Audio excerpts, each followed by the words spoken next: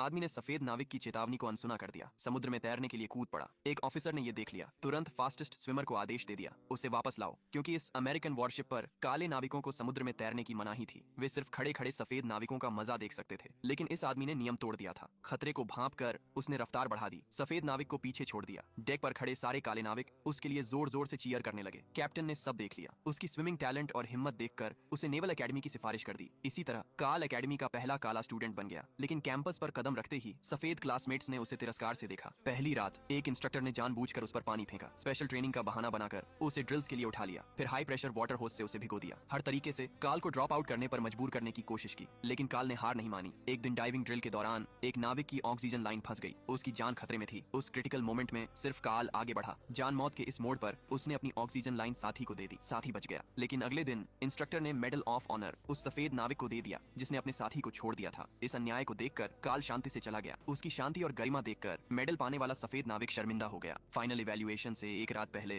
Instructor फिर काल के पास आया, उसे छोड़ने के लिए मनाने लगा, लेकिन काल ने साफ मना कर दिया। गुस्से में इंस्ट्रक्टर ने काल के पिता की दी हुई रेडियो तोड़ दी, चेतावनी दे दी। अगले दिन काल फिर भी इवैल्यूएशन के लिए पहुंच गया। डाइव टेस्ट शुरू होते ही इंस्ट्रक्टर ने काल का टूल बैग काट दिया। सारे टूल्स समुद्र में बिखर गए। जल्दी ही सारे स्टूडेंट्स टेस्ट पूरा करके ऊपर आ गए। सिर्फ काल समुद्र के नीचे टूल्स ढूंढता रहा। रात तक सबने सोचा वो ऊपर नहीं आएगा। सेफ्टी लाइन खींच ली, लेकिन लाइन के साथ एक पूरा असेंबल्ड प्रॉप ऊपर आया। आखिरकार 9 घंटे की कड़ी मेहनत के बाद काल ने इवैल्यूएशन पूरा किया। किसी तरह किनारे पहुंचा। इस कभी न हारने वाले लड़के को देखकर इंस्ट्रक्टर को अपना यंगर सेल्फ याद आ गया। इंस्ट्रक्टर ने आखिरकार घोषणा की, वो पास हो गया। काल सफलतापूर्वक ग्रेजुएट हो गया। जाते वक्त उसने देखा उसकी रेडियो अब ठीक हो चुकी थी। काल समझ गया ये इंस्ट्रक्टर का माफी मांगने का तरीका था। सालों बाद काल सीनियर डाइवर बन गया, लेकिन एक सैल्वेज ऑपरेशन के दौरान उसने 2 युवा डाइवर्स को बचाया। उसकी जांघ बुरी तरह घायल हो गई। जान तो बच गई, लेकिन एक टांग चली गई। डॉक्टरों ने कहा अब कभी डाइविंग नहीं कर पाओगे। लेकिन काल को पता चला डिसेबल्ड डाइवर्स के लिए फिर से क्वालिफिकेशन हासिल करने के केस हुए हैं। काल ने 14 हफ्तों में रिहैब ट्रेनिंग पूरी करने की जिद की। डिसेबल्ड डाइवर्स की क्वालिफिकेशन इवैल्यूएशन के लिए कोच को पता चला। उसने खुद काल को ट्रेनिंग दी। काल ने हर दिन की रिहैब ट्रेनिंग पूरी मेहनत से की। इवैल्यूएशन वाले दिन सब मौजूद थे। काल को मुश्किल करने के लिए नेवल ऑफिसर्स ने 400 पाउंड का डाइविंग इक्विपमेंट लाया, मांगा। काल इसे पहनकर खुद 12 कदम चलकर दिखाए।